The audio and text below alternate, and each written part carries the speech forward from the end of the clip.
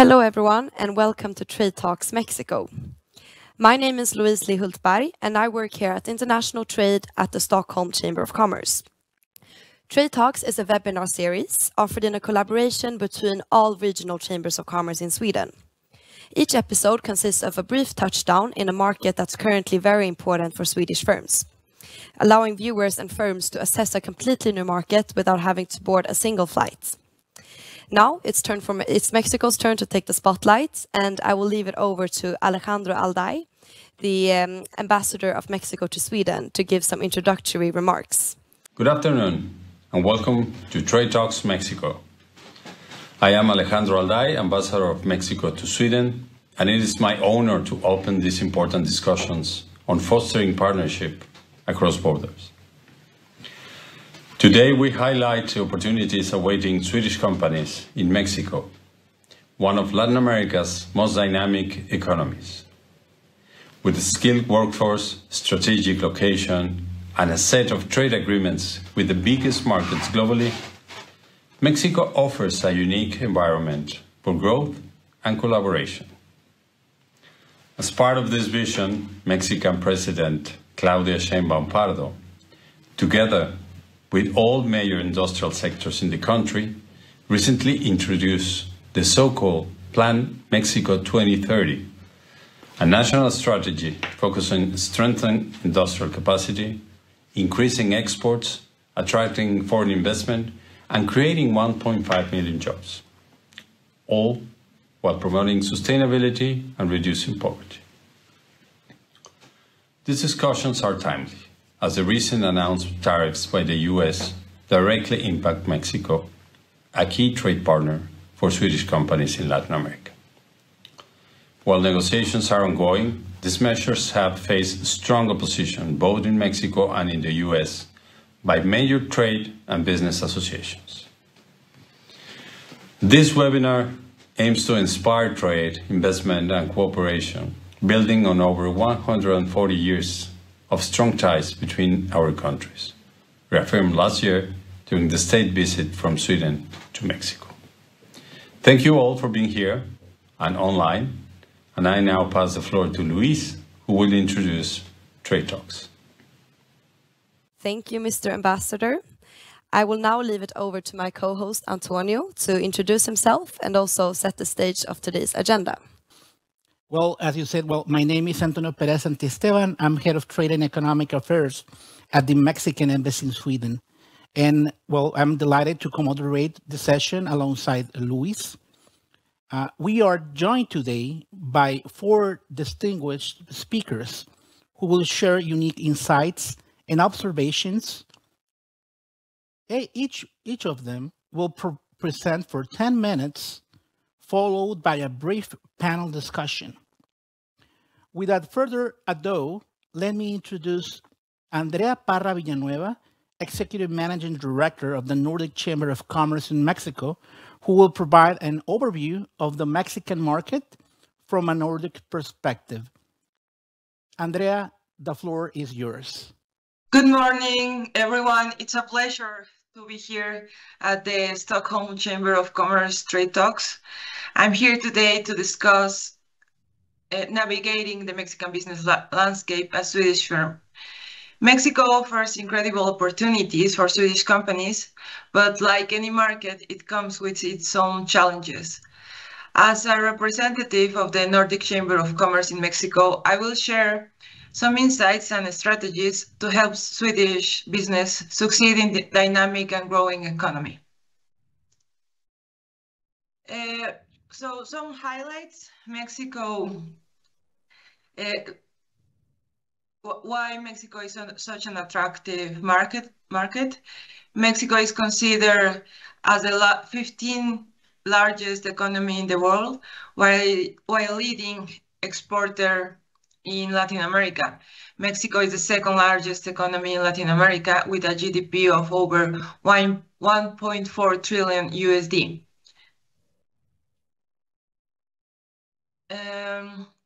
Is strategically located, serving as a gateway to the Americas and top trading partners. for the US and Canada under the USMCA agreement. As an emerging global player in the economy, Mexico has a foreign direct investment of 29.3 billion, placing Mexico as the 19th world exporter in the ranking. Mexico is considered to be one of the most open economies in the world, with limited restrictions to trade, since we have access to 50 countries through its mutual free trade agreements and 33 bilateral investment agreements and 9 limited scope agreements.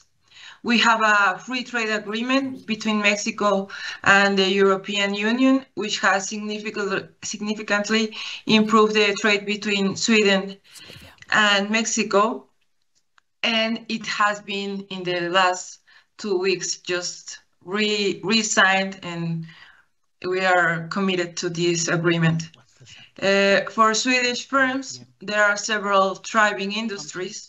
The automotive and manufacturing sectors, for example, have long-standing connections with Sweden. Renewable energy is another growing area of opportunity, and thanks to Mexico increasing focus on sustainability,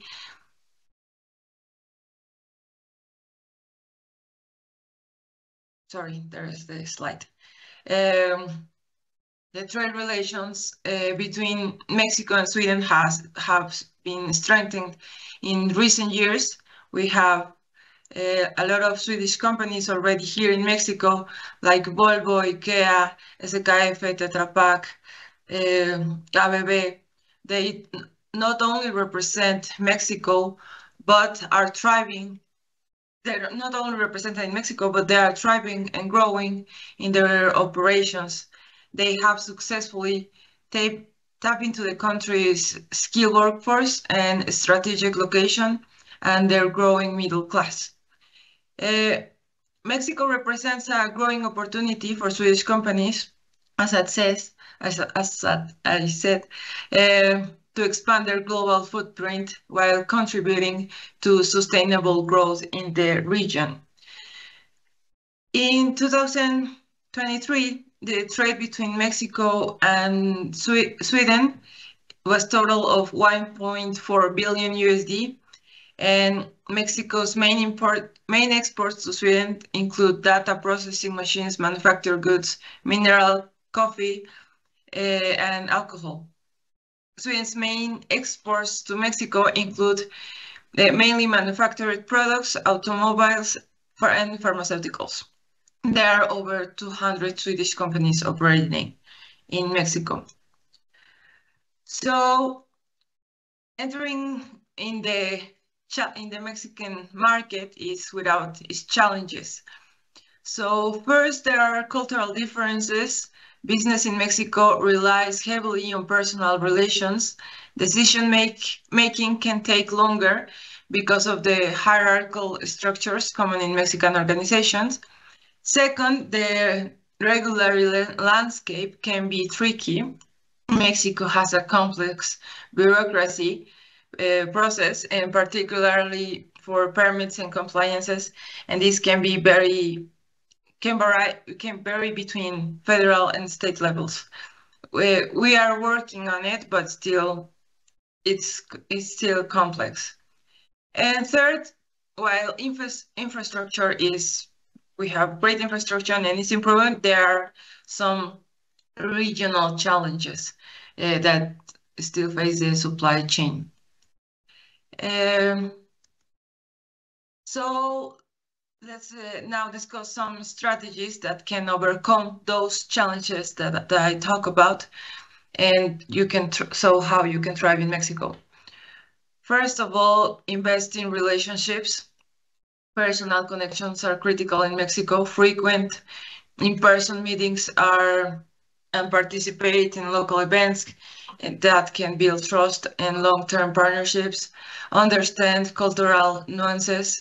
hiring local talent who understand the market, can bridge cultural gaps, leverage the right partners. Organizations like the Nordic Chamber of Commerce can connect you with key stakeholders and help you navigate legal frameworks and provide network of peers. And stay updated on policies. This is very important. Given Mexico regulatory evolving landscape, it's essential to monitor changes and invest in legal counsel and compliance team. So how we support, we are the Nordic Chamber of Commerce. Here's where we come in. We are here to help the Swedish firms and the other Nordic companies to establish and grow their presence in Mexico.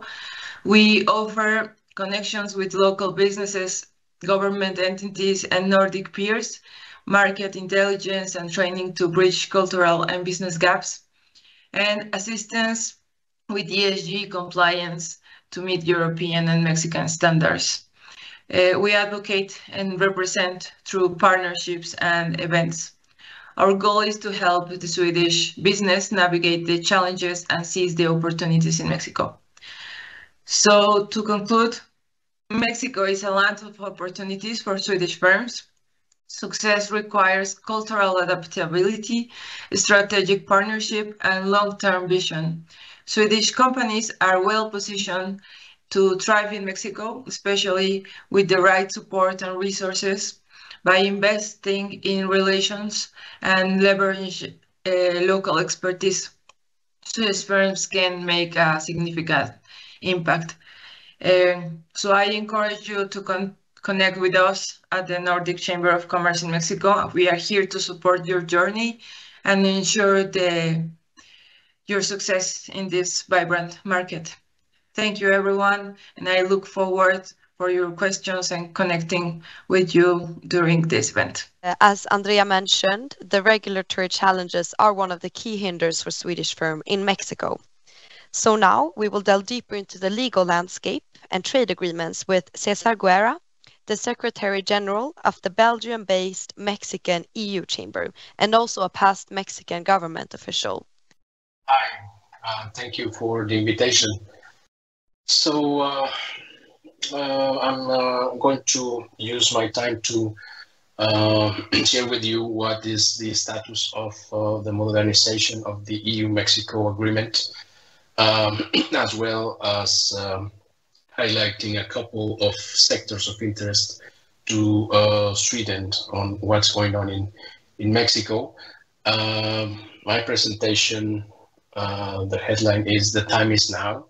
And I think I prepared this a couple of weeks ago, but this title is even to the best use now. Is very timely.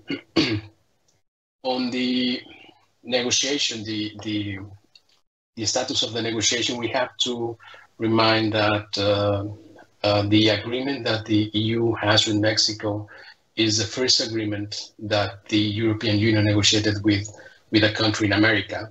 So that's something that is important because it reflects the importance between the EU and Mexico. The original idea was for Europe to have the same advantages that Mexico was providing to the US and Canada in the NAFTA at that time. So it was decided to have this agreement, but it was negotiated in 1998, 1999. So it's kind of an old agreement. And at that time, the European Union was not ready to commit to ambitious concessions, especially on agricultural products.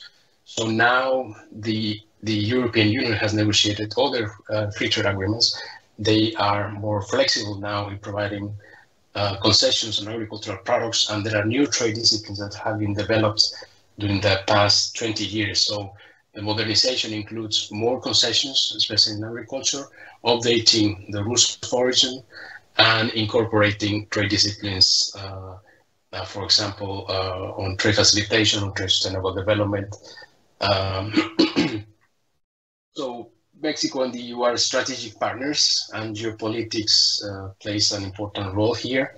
The announcement on the 17th of January by the European Commission announcing that there was an agreement already achieved with Mexico just a couple of days before Trump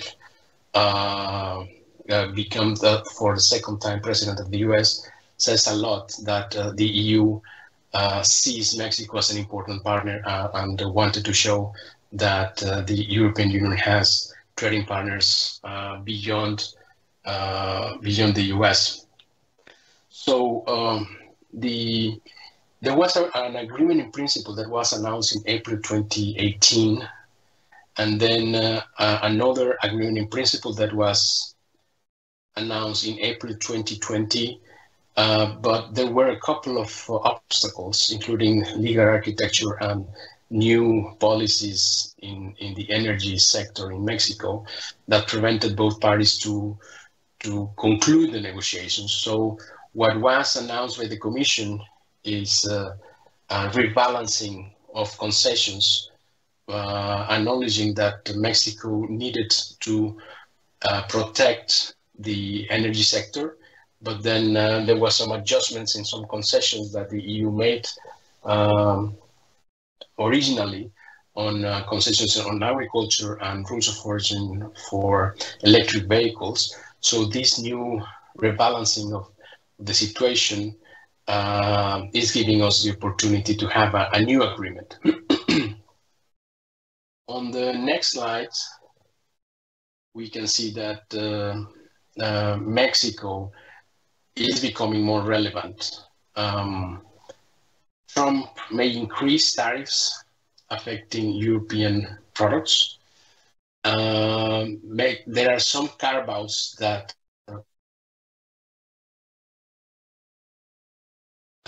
were negotiated in, for example, in steel and aluminum. The rules of origin are expected to be reviewed in the USMCA next year, and they are expected to become more stricter, especially on vehicles. So Mexico will become more attractive as a destination for producing inputs that comply with new rules of origin for finished products. And to export to the US, the EU companies may consider that Mexico pays no tariffs. We will see in the future, but this is the situation right now. And it is very likely that the EU will pay higher tariffs because of the new threat that Trump has announced against other countries, including the EU. And there is retaliation that was suspended on the Airbus and Boeing dispute that we will see if in March these retaliation measures, this increase of tariffs between the EU and the US would enter into force, and then eventually we see that there will be more tariffs in the bilateral trade between the US and the EU.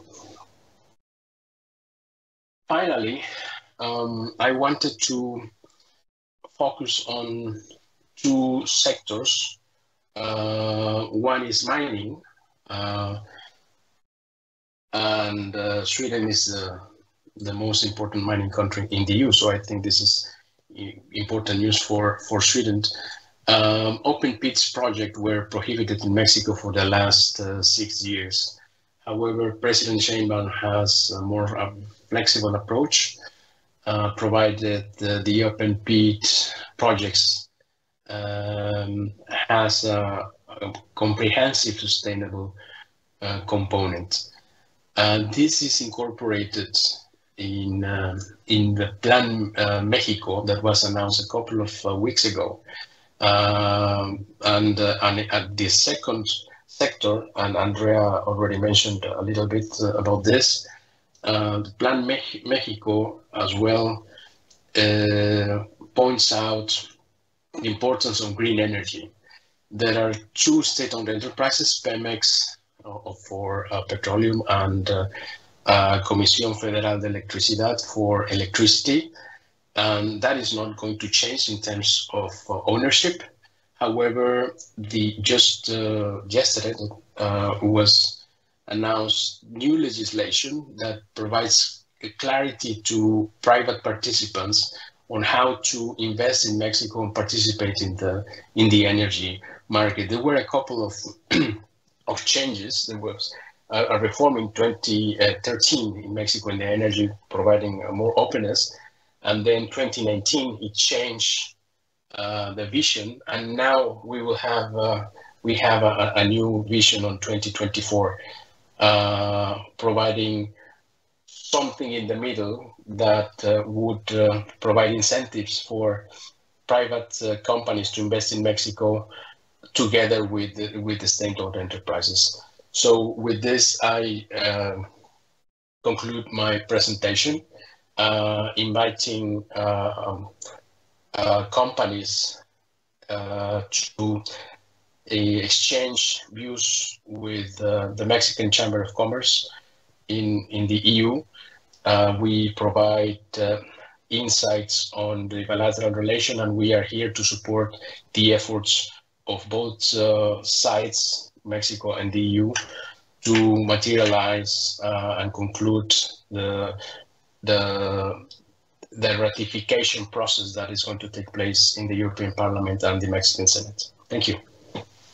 Thank you, César. It was a fantastic highlight that you brought up about the updated agreement between the European Union and Mexico, and also I really highlight the what you said, that the Mexican moment at this time, and also the Plan Mexico 2030, which is a fantastic plan that will we will have a very clear guide of what will proceed on our strategy as Mexico as an economy. Thank you very much, César. Having said that, César, now I will invite to get an overview with Ms. Olivia Padilla from the Committee of Promotion and Attraction of Investment at the Mexican Business Council of Foreign Trade, Investment and Technology, COMCE, which is COMCE, COMCE from Mexico. Olivia, are you available? The floor is yours. Thank you very much. Thank you so much. Well, first of all, I would like to thank you for inviting us to be here with you today at this webinar for the COMCE and InvestMX. This is a really good opportunity to talk about Mexico and the industrial development in Mexico. Well, we would like to show you, this is the map of Mexico, and at this map you can see where is the manufacturing industry in Mexico. Every little point with color or color point, it's a cluster or a space where the industrial is in Mexico. As you can see, the color, we can start with the most complex and the least complex industrial. For Mexico, we have a lot of growing right now with aerospace, pharmaceutical, medical devices, and electronics here in Mexico. As you can see, the development in Mexico are for regions. We have different regions. At the north is the most development, and also at the middle of the country. Right now, as Andrea and also César explained before, the automotive and the pharma and the new clean industry is growing up in Mexico. Well, this is really important for us to talk about the economic engines. For us, it's really, we can talk about the FDI.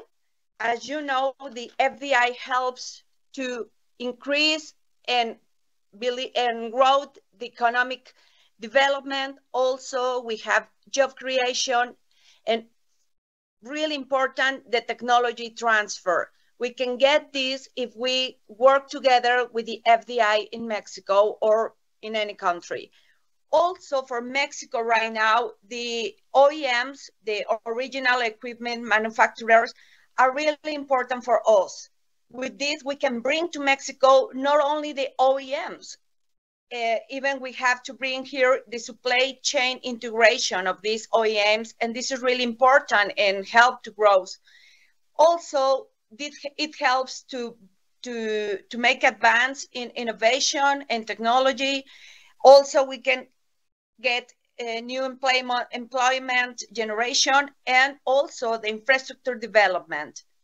For public projects, as also they talk about it, we have new infrastructure projects. Also, we have, with this, it helps to private sector roads and increase public services.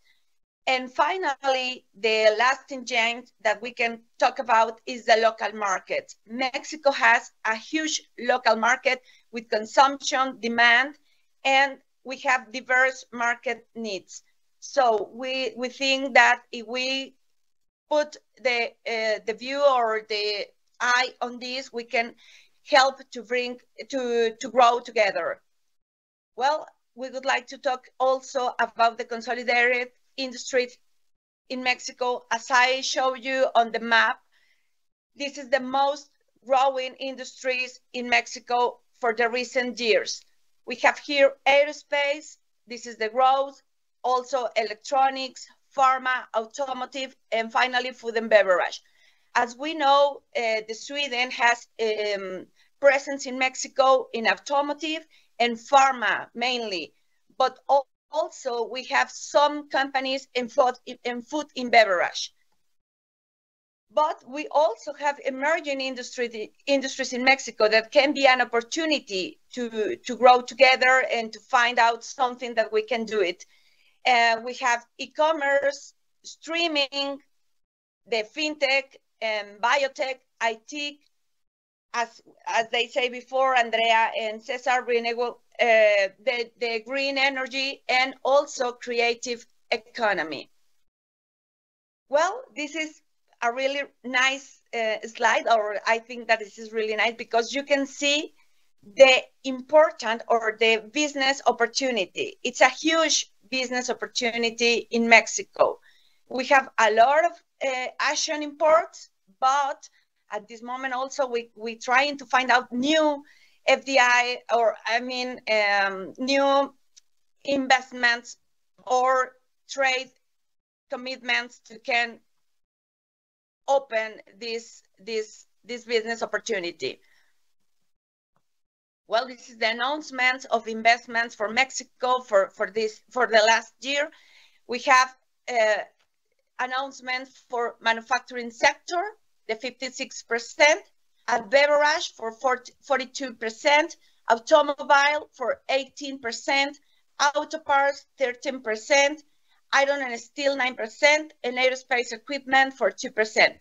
This is different states that has these announcements. Well, this is really important for us.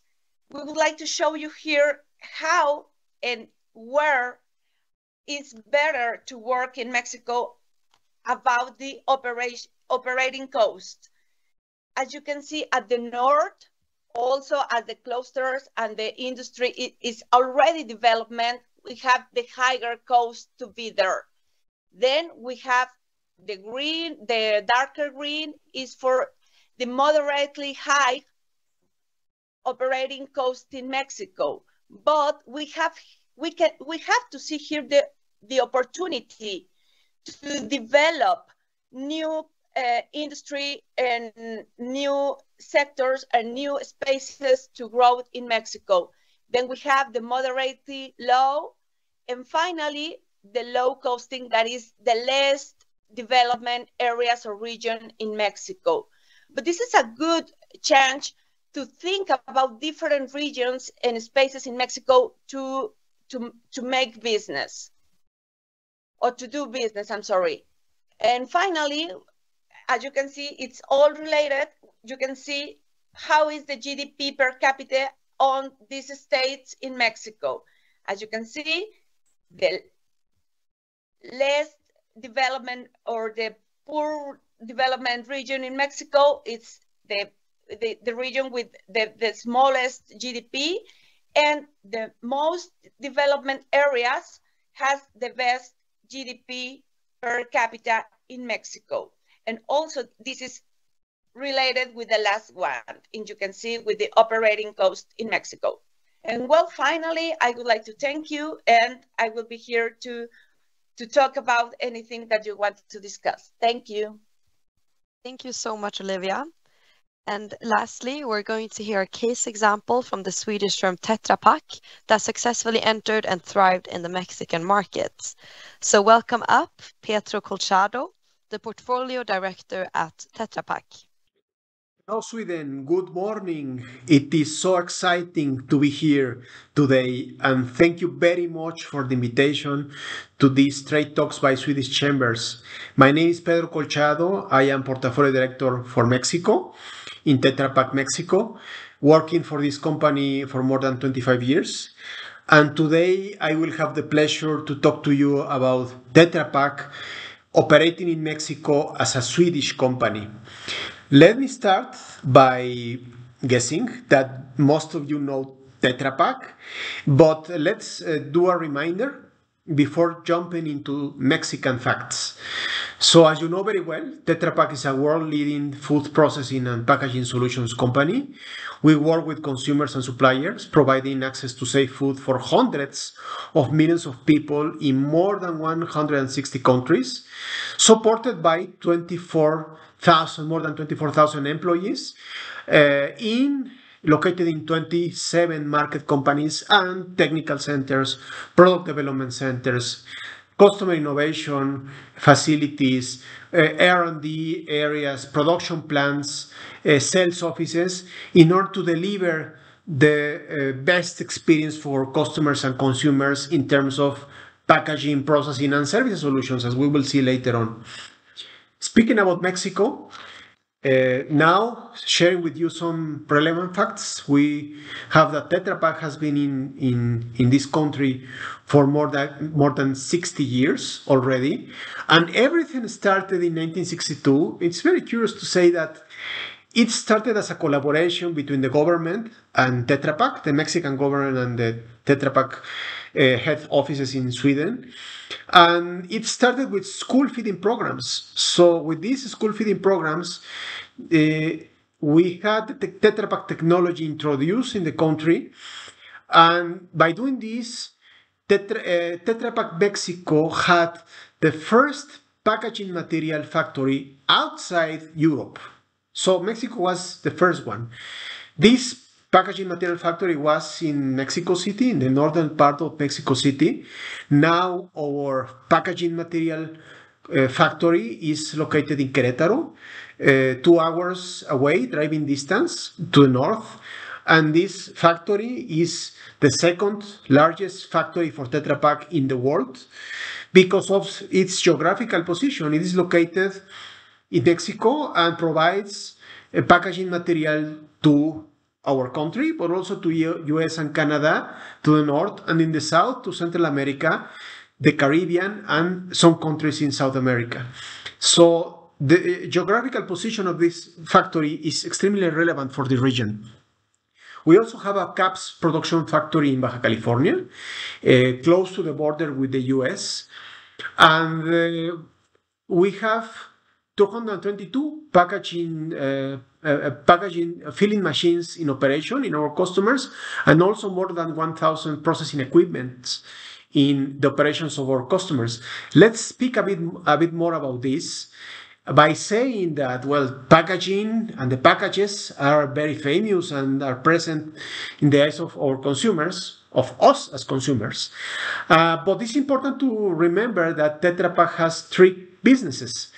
Processing, so we provide solutions and equipment for the food and beverage industry, technology and expertise for all the way, like cheese, powder, ice creams, beverages, prepared food, plant-based, dairy. And in Mexico, we have a production site for this equipment as well. In the case of packaging, we are present in many categories. Dairy, we are present in juice, still drinks, nectars, water, low alcohol drinks.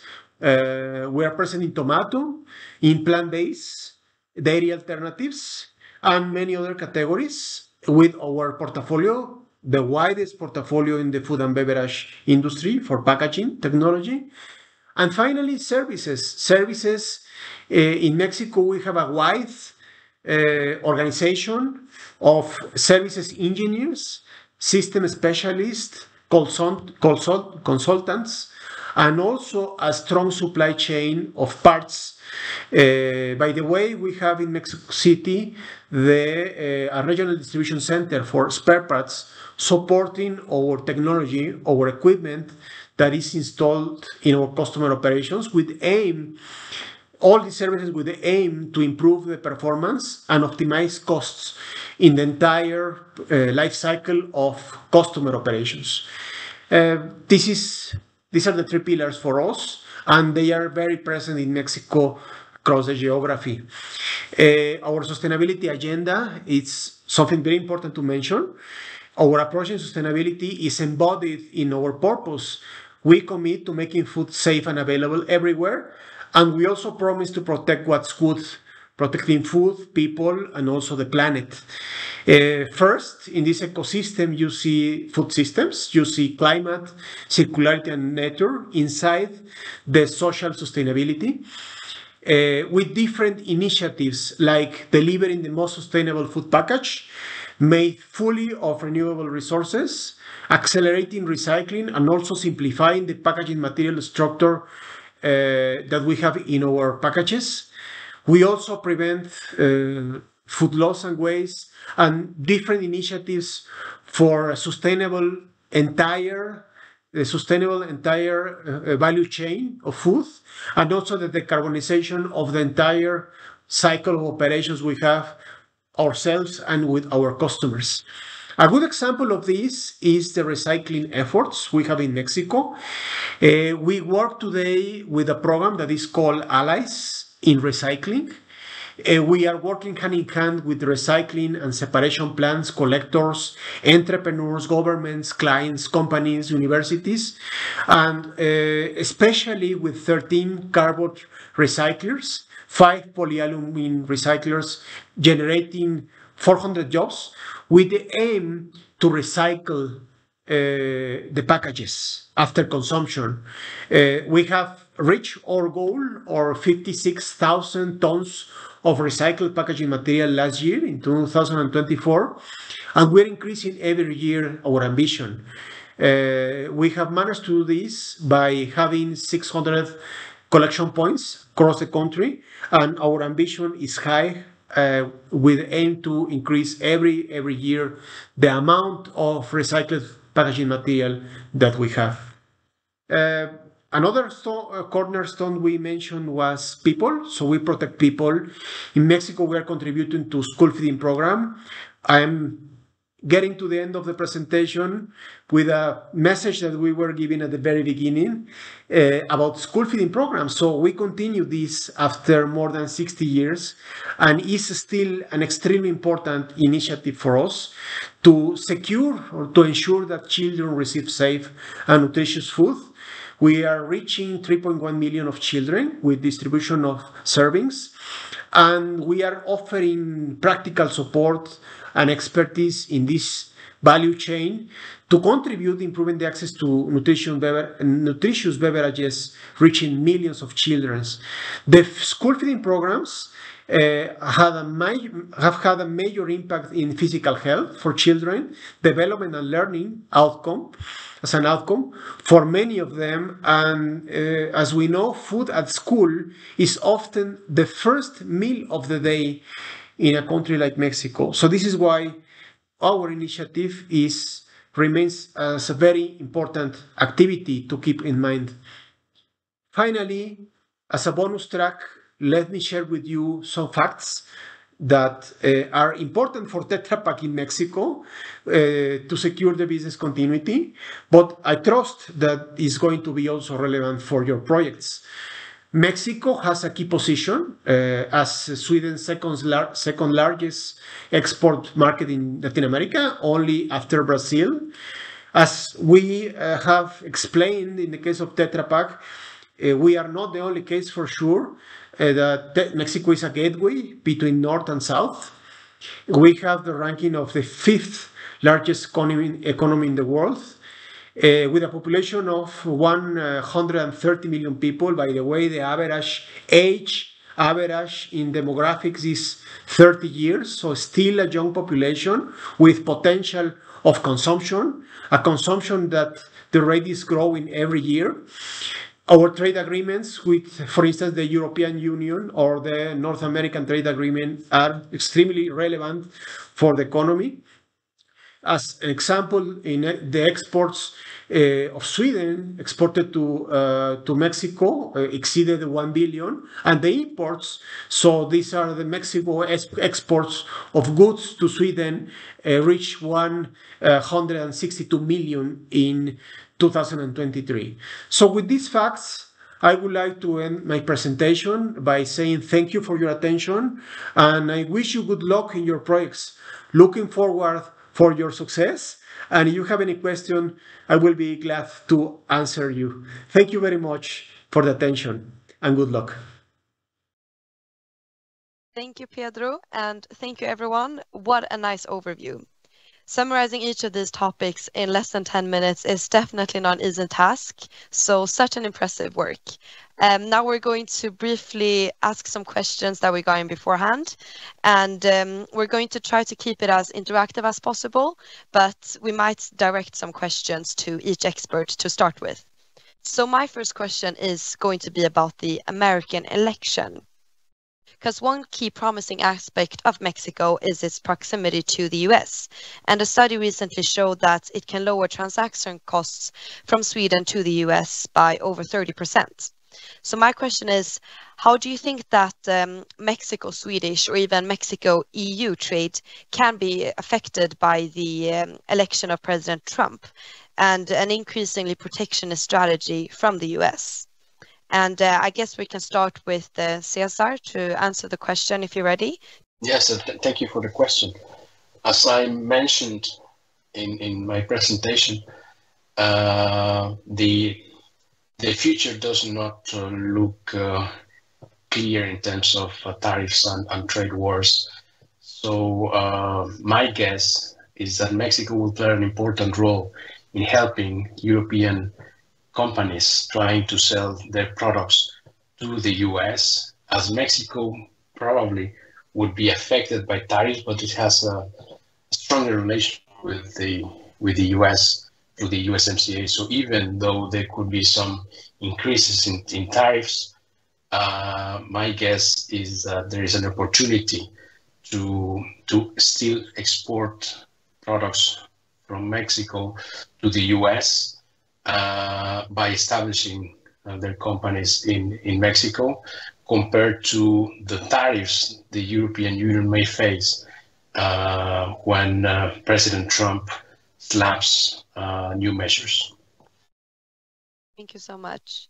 And Olivia, do you have any perspectives from COMCE about this question? Well, I agree with César. This could be a really hard time, and the taxes will be increased, and it will be difficult for us at this moment. And obviously, we have to understand and let the time pass to understand what will happen really. As you know, sometimes it's only a way to do public relationships and politics, but let's see what's going on in the future. Yeah, that's fair. I guess it's always hard to know with these issues. And Antonio, why don't you go ahead with the next question? Absolutely. Thank you very much. One of the things, as mentioned before, Mexico offers nearshoring opportunities.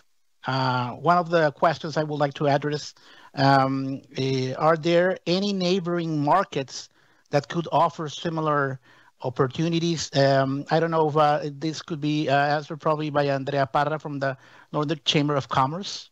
Yeah, I think so. The companies are here in Mexico, the Swedish companies and the Nordic companies that come to Mexico, they don't just come to work with United States and Canada, they also come to work with some of the Latin American countries.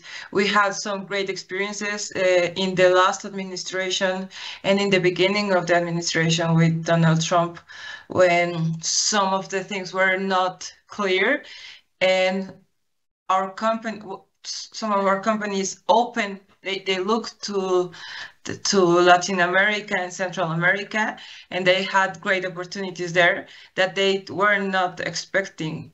So we are a bridge. Thank you very much. Thank you very much. Another question, and I will address this to César from your chamber. Which are the main competitors that can offer similar benefits as Mexico? Oh, very, very interesting question. If you're referring to the competitors in terms of attracting foreign investment to export to the US market, I would say that Mexico is unique. Yes, there are opportunities in Central American countries or even Colombia that are very similar to Mexico, but in terms of logistics to the US, given the proximity, I think Mexico is on parallel in terms of infrastructure as well, in terms of manpower. Mexico has unique opportunities that even Canada, that may have the same proximity, is completely different. Of course, Canada has infrastructure, but the operating costs are completely different from what Mexico is offering. Vietnam is very competitive on manufacturing products that are labor intensive, for example, but Mexico offers opportunities to sell products to the US on high technology sectors, as well as intensive of labor products. So maybe I'm not answering your question, but my view is that Mexico provides unique opportunities to sell to the US market, even though most of Latin American countries have a free trade agreement with the US. Thank you very much, César, for that answer. And on the other side, this question will be for Olivia Padilla from COMCE. Now that you were addressing very specifically which are the strengths of every region in Mexico. So the question is, which are the largest complementors to the Mexican market? Well, as you can see, the regions in Mexico, the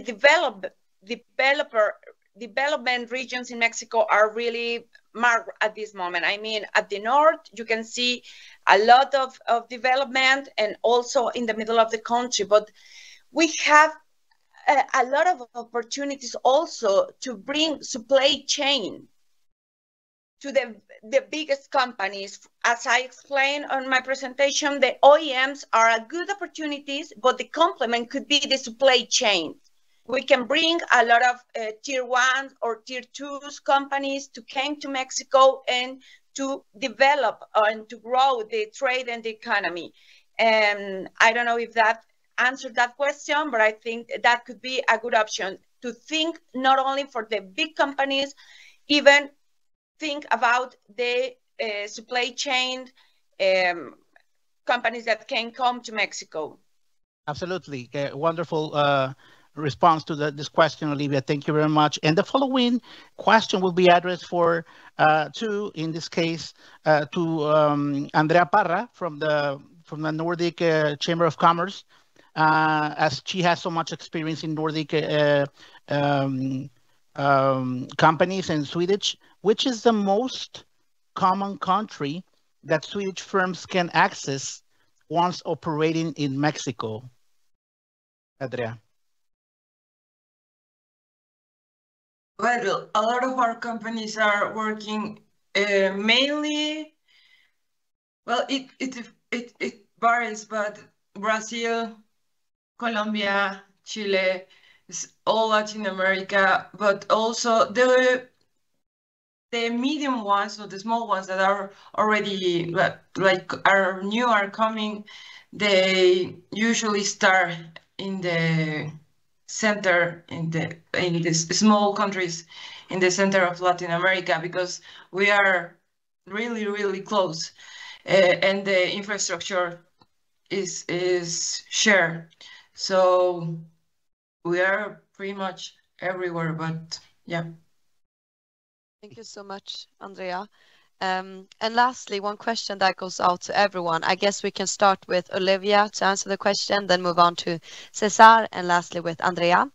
As we mentioned, Mexico is pretty unique in its geopolitical situation and the opportunities it has for Swedish firms.